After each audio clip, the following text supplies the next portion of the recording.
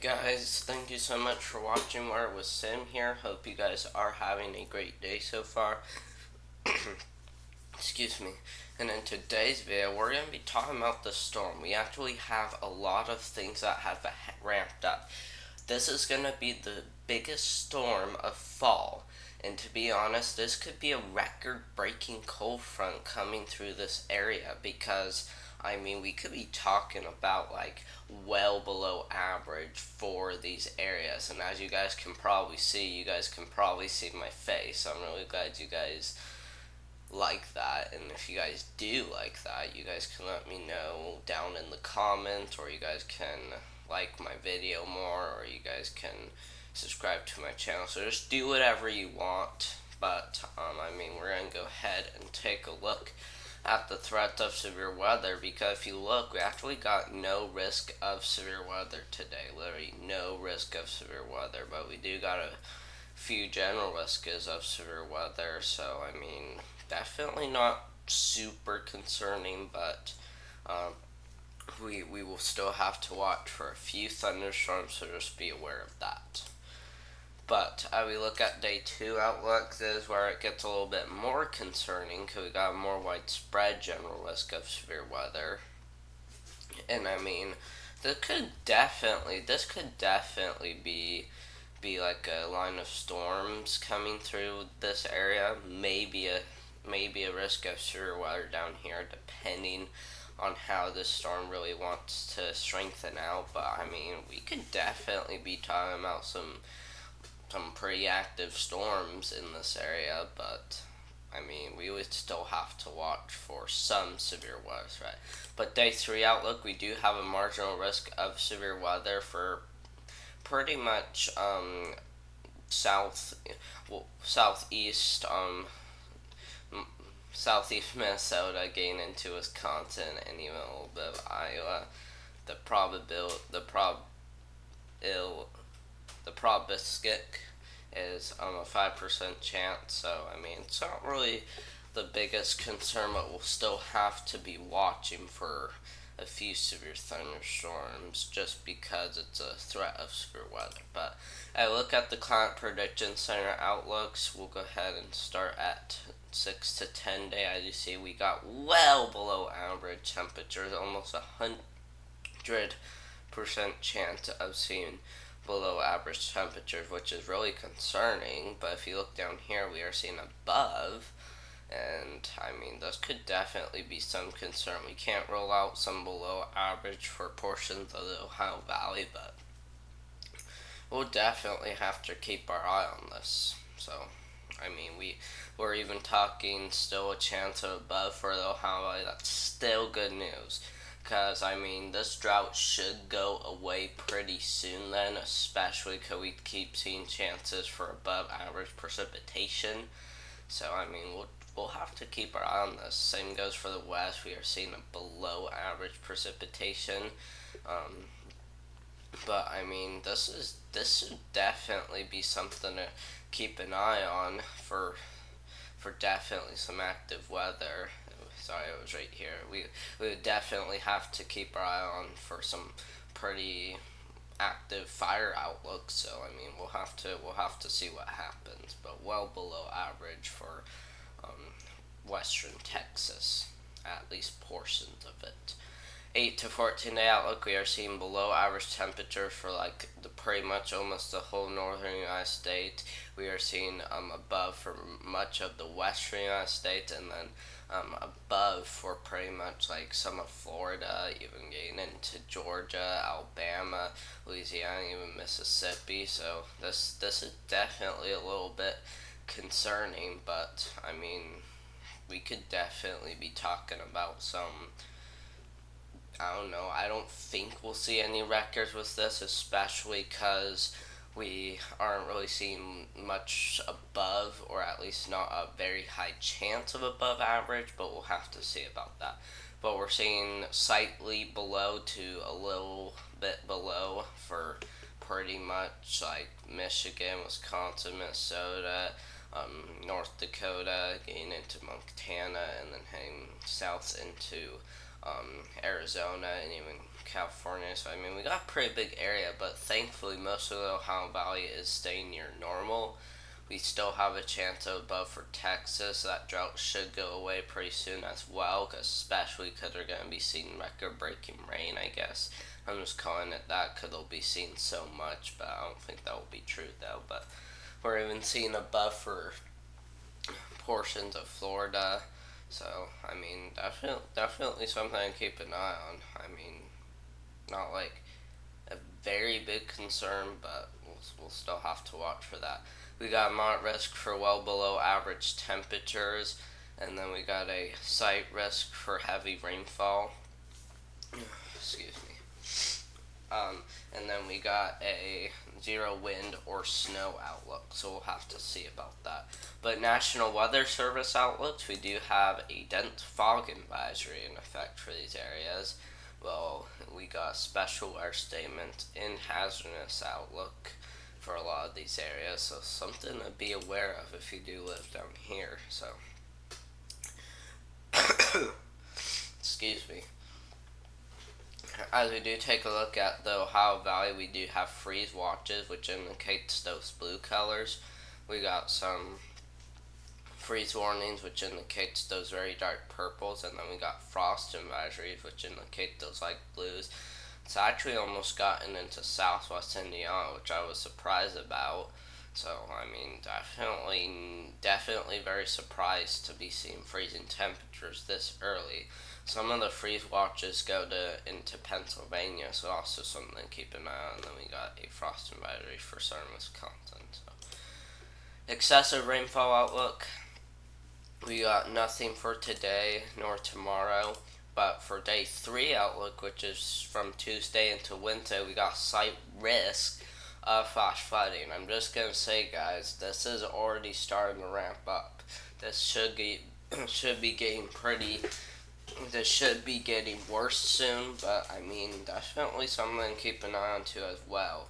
But as we look at Wednesday into Thursday, which is day 4, we are seeing a slight risk for a slight risk for flash flooding down here in Texas, getting into Oklahoma, and then that margin does end up being pretty widespread up into the upper Midwest. So we'll have to see about this. I wouldn't be so surprised to see a slight risk for the Ohio Valley because we'll talk about that in a second, but they'll be seeing quite a bit of precipitation. But precipitation totals is where we have to start to look out for, okay? So anywhere from today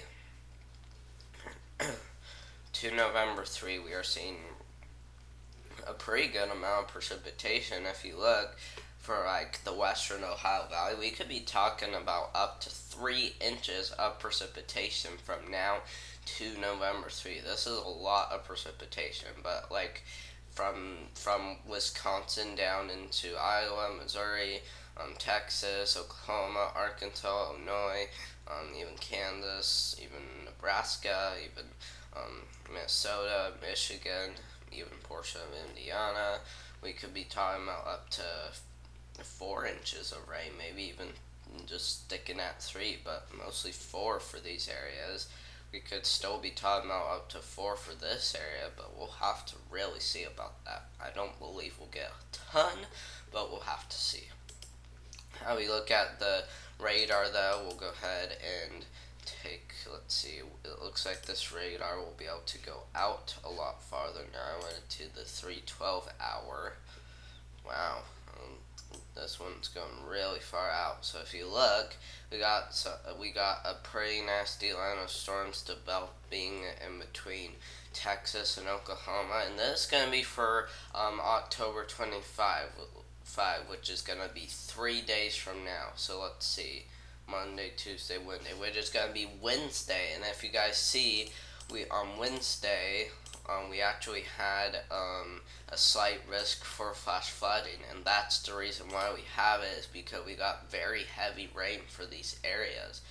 And then if you look, that will finally die down into eastern Oklahoma, and then continue off, maybe getting into the Ohio Valley, but definitely not as concerning in the Ohio Valley as it was down here. We could be talking about an enhanced risk, maybe a slight risk of severe.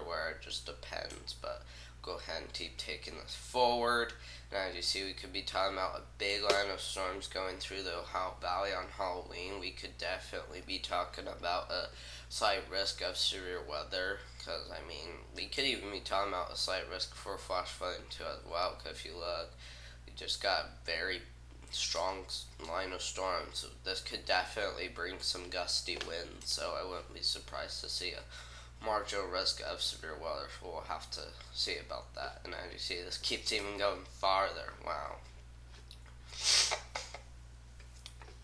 I'm really sorry about that, guys. I'm a little bit congested, but don't panic about that, okay? I'm not trying to be rude to you guys. I'm just a little bit congested. So let's see. We're gonna go ahead and go to the 312 hour, which is November 4, and we're gonna go ahead and start on today, which is October 22, around 7 a.m.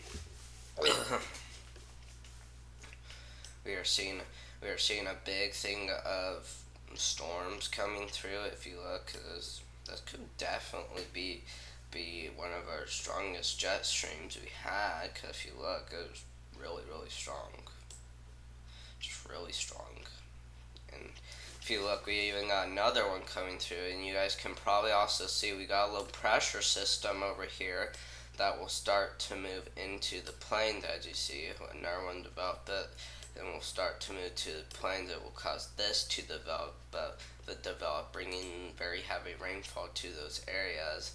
And then that low pressure system goes in, and that will pretty much kind of do this type of track, just kind of just go like kind of just go like that.